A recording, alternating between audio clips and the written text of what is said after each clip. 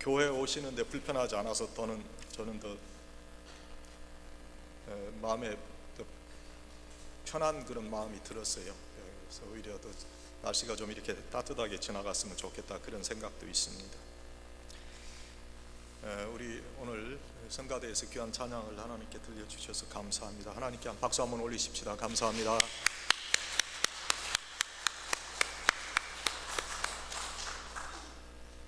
저희들이 세상 사는데 혼자 사는 게 아니라 사람들과 같이 사니까 이 사람들과 같이 살면서 겪는 그런 문제가 참 많아요.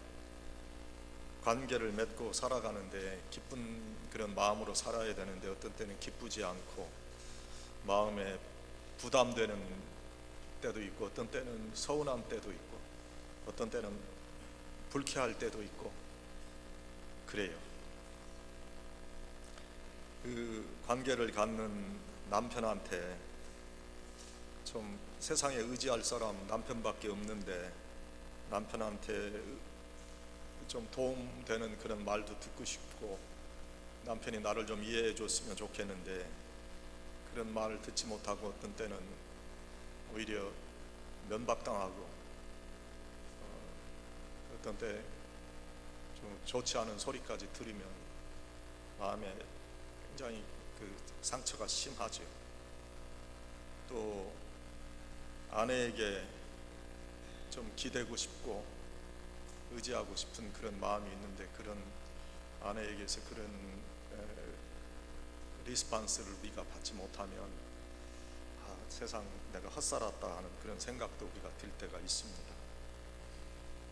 어떤 때는 부모님에게서 어떤 때는 자녀들에게서 또 교회에서 같이 신앙생활하는 그 어느 권사님이나 장로님이나 집사님으로부터도 우리가 원하는 그런 말과 위로의 인사를 받았으면 하는 그런 아쉬움이 우리에게 있다 하는 것. 그런 아쉬움이 우리에게 있는 것과 마찬가지로 또 가슴 아프게 하는 그런 말로 가슴 한쪽이 멍든 것 같은 그런 아픔을 느끼고 우리가 살 때도 있어요.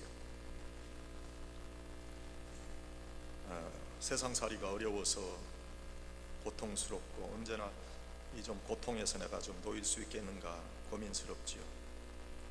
사업도 생각이 같이 잘 안 되고 자녀들도 내 기대에 맞춰서 좀 아이들이 그렇게 공부도 하고 움직여주면 좋은데 그렇지 않은 그런 부족함을 느끼기도 하고 어떤 때는 이 아이들 짝도 좀 찾아줘야 되고 여러 가지 고민 속에 위로가 필요한 그런 삶을 우리가 살아갑니다. 우리 모두 위로가 필요해요. 오늘 본문의 사도 바울의 고백은 우리에게 하나님은 어떤 하나님이냐? 모든 위로의 하나님. 하나님께서 위로해 주신다. 그런 말씀을 우리에게 주시고 있어요. 그래서 우리가 혹시 사람들에게서 위로를 받지 못한다 할지라도 이 위로의 하나님을 꼭 만나야 되겠다. 세상의 일들이 내가 원하는 방향으로 내가 뜻하는 방향으로 움직이지 않아서 마음이 편안하지 않을 때 위로의 하나님의 위로를 꼭 받아야 되겠다 하는 오늘 본문에 나타난 사도 바울이 죽을 고생을 다하면서 복음을 전하고 있습니다. 그러나 그러한 고생이 있었지만 위로하시는 하나님으로부터 위로를 받고 그 사역을 이기면서 고통 속에서 그가 기쁨으로 하나님의 맡기신 사역을 감당했다고 하는 것이 오늘 본문에 기록된 내용입니다. 우리도 하나님의 위로를 구해야 되고 또 서로 간에 위로할 수 있어야 되겠다. 어떻게 서로 간에 위로할 수 있을까? 내 가슴에 위로해야 할 성도를 품고 기도함으로 위로할 수 있다는 거예요. 참 성령의 은총은 우리가 생각하는 것 이상의 능력을 가지고 계시는데, 우리가 관계를 갖는 그런 사람들을 어떤 때는 참 미운 사람이 있어요. 나는 미운 사람 없이 신앙생활 하고 있습니다 하는 말을 하시는 분은 거짓말이고요. 다 마음에 어떤 때 마음에 안 드는 그런 행동을 하시는 분이 분명히 있어요. 사랑과 섬김이 넘쳐야 될 교회 공동체에도 그런 사람이 있어요. 그런데 그분을 가슴에 안고 기도하잖아요. 그럼 기도하게 되면 하나님께서 그분을 용서하고 이해하고 품을 수 있는 마음을 주세요. 그러니까 기도가 굉장히 중요한 거예요. 그만큼 기도는 능력이 있는 거예요. 나는 미운 마음으로 하나님 앞에, 하나님 이 사람이 이런 사람이에요, 하나님 이런 사람 버려야 되지 않아요? 하나님 정의가 살아있다면 이 사람을 이렇게 해 주셔야 됩니다. 기도하는데 어느 순간 성령께서 내 마음을 감동시켜서 그분을 이해할 수 있는 마음을 하나님께서 주신다. 그래서 우리가 이러한 마음을 갖도록 해야 되겠다.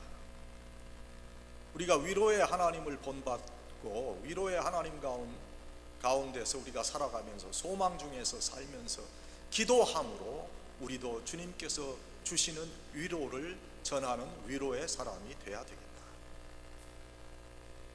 예수 믿는 사람으로서 어떤 덕을 여러분들 보이실 겁니까? 예수 믿는 사람들은 예수님을 믿지 않는 사람과는 달라야 될 거 아니에요. 뭔가 달라야 될 거 아니에요. 세상 사람들과 똑같이 그렇게 우리가 세상 사람들이 행하는 대로 행하고 세상 사람들이 생각하는 대로 생각하면은 그건 세상 사람과 어떤 다를 게 없는 그런 크리스찬이 되고 말아요. 뭔가 달라야 되는데 그 다르다고 하는 것은 우리의 이 모습이 조금은 달라 이해할 수 있는 마음을 하나님께 구하고 그분도 위로받을 수 있는 사람이기 때문에 그분을 위로할 수 있는 능력을 하나님께 구할 수 있어야 되겠다. 제가 일부 예배 때도 말씀을 잠깐 드렸는데 제가 대학교 3학년 때인 것 같아요. 은혜를 제가 대학생이고 은혜를 그렇게 받았는지 하나님의 은혜를 풍성하게 누리면서 이렇게 귀한 영적 삶이 있구나 하는 것을 느끼면서 교회 봉사를 열심히 했어요. 대학교 3학년짜리가 새벽 기도를 열심히 나가고 철야 기도도 하고, 저는 지금 생각하면 그런 열심이 나에게 있었던 때도 있었구나 생각을 해봅니다. 아마 하나님께서 그걸 보시고 너 내 일 좀 해라 그렇게 하나님께서 저를 그렇게 선택하셨는지도 모르겠어요. 주의 종으로. 제가 그때 은혜를 받으면서 교회 일은 열심히 다 하고 싶은 거예요. 교회에 떨어져 있으면 다 죽고 다니고 치우고 화장실도 치우고, 주의 일이고 교회 일이니까 내가 이렇게 해야 되고 이것은 너무 기쁘다 하는 그런 마음을 가지고 이렇게 열심으로 일을 했어요. 그런데 시험 든 적이 한 번 있는데 교회 제가 평소에 참 존경하는 권사님이 한 분 계신데 그 권사님이 저를 보고 하시는 말씀이 맨날 열심히 빗자루 들고 쓸고 다니고 그러니까 아이고 집에서는 빗자루도 안 드는 게 교회 와서 청소한다고 저런다. 그 말 들으니까 너무 낙담되고요. 다시는 그 권사님 보기 싫고요. 아이 저 권사님 교회 안 나왔으면 좋겠다 그런 마음이 드는 거예요. 그 열심에 찬물을 끼얹는데 사실 집에서 제가 빗자루를 잡았겠어요? 여동생도 있고 어머니도 있고 할머니도 계시고 저는 그런 건 안 하는, 남자는 그런 거 안 하는 걸 줄 알았어요. 집에서 그런 집안에서 자랐어요. 부엌에서 좀 설거지 더 올라가면 남자가 이런 거 한다고 야단 맞고 쫓겨났어요.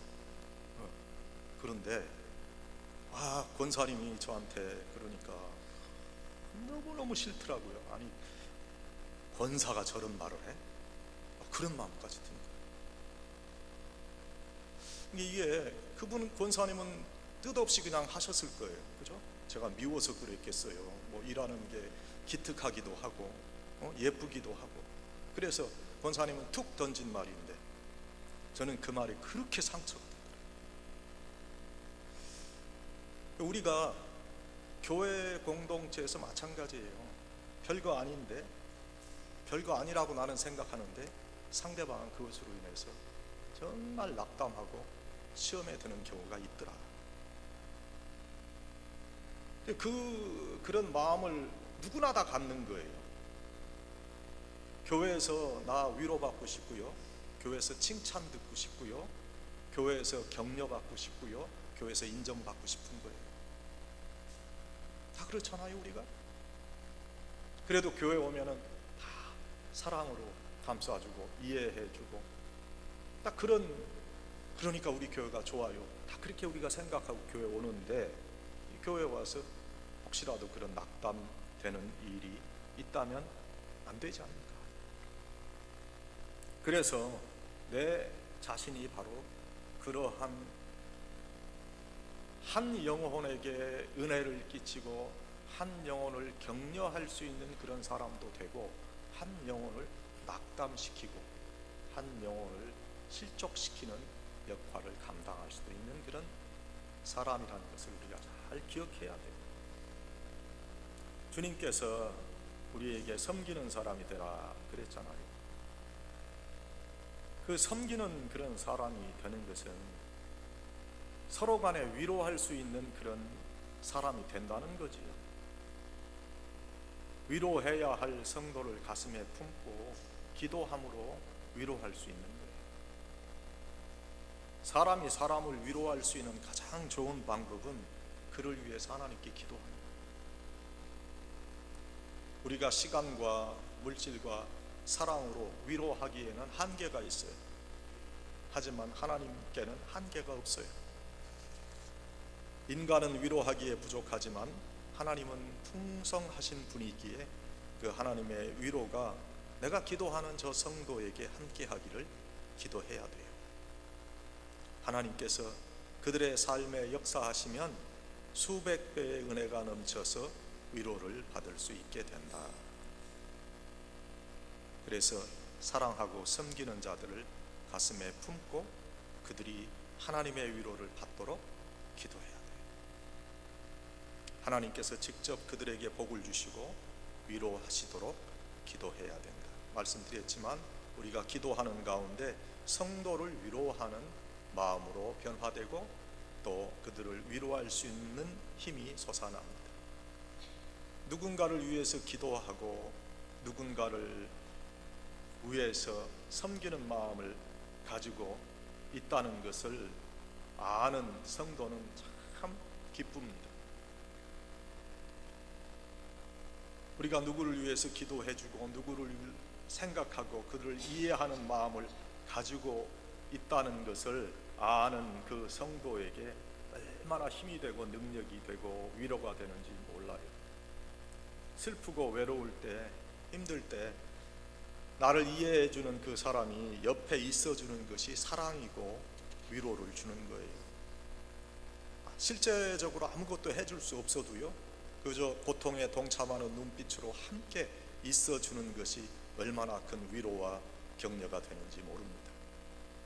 우리가 병상의 경험으로 잘 아는 일 아니에요? 제가 아마 한 8, 9년 정도 전 얘기인 것 같아요. 2001년, 2000년 그때 제가 이 워싱턴 지역에 있는 분들 그 시민권 신청하는 걸 많이 도와드렸어요. 어제도 누가 전화가 왔어요. 페어팩스 한인교회죠. 네. 그 페어팩스 한인교회에서 시민권 교육하신다는데 목사님 어떻게 하면 교육받을 수 있어요? 이제 그 하는 거 끝났습니다. 제가 한 17, 8년 전에 벌써 다 끝냈어요. 아이고 목사님 누가 거기 가라고 그러던데요. 거기서 교육받고 시민권 신청하면 하나도 안 떨어진다고 그러던데요. 그랬거든요. 제가 많이 도왔잖아. 근데 그걸 도와드렸는데 그때 한 700~800명 제가 신청해드리고 교육시키고, 그때 시민권 받지 않으면 그 소셜 시큐리티에서 주는 어떤 도움 같은 걸 못 받는다고 그래가지고 한동안 시민권 신청이 열기가 불어서 제가 그걸 다 도와드렸는데 너무너무 힘들었어요, 그 일을 하면서. 그래가지고 제가 그때 처음으로 쓰러졌습니다, 과로로. 살아계신 하나님을 만나야 돼요. 함께 하시는 하나님, 지금도 살아계시고 지금도 위로해 주시고 지금도 불꽃 같은 눈으로 우리를 쳐다보시고 감찰하시는 그 하나님, 위로하시는 하나님, 그 하나님을 여러분 만나세요. 그 하나님과 함께 할 때 여러분의 삶에 은혜가 넘칠 거예요. 모든 것을 믿음으로 바라보고 하나님의 귀하신 역사, 나를 사랑하셔서 나를 택하신 하나님, 나 위로해 주실 줄 믿습니다. 하나님 나와 함께 해 주실 줄 믿습니다. 그러한 믿음으로 위로의 하나님을 꼭 만나시고 승리하시는 성도님들이 되시기를 간절히 축원합니다.